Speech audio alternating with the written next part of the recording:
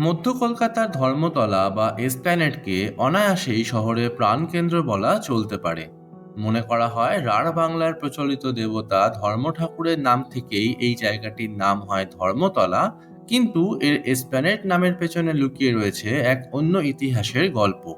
এক অর্থে এসপ্ল্যানেড শব্দটি কোনো সামরিক দুর্গ এবং তার কাছে থাকা শহরের মধ্যবর্তী ফাঁকা অঞ্চলকে বোঝাতে ব্যবহার করা হয়। তাই 1758 সালে যখন ইংরেজরা তৎকালীন গোবিন্দপুর অঞ্চলে নতুনভাবে ফোর্ট উইলিয়াম দুর্গ তৈরি করতে শুরু করে, তখন দুর্গ থেকে তখনকার শহরের সীমানা চৌরঙ্গি পর্যন্ত অঞ্চলকে ফাঁকা করে গড়ে তোলা হয় এই এসপ্ল্যানেড জায়গাটি।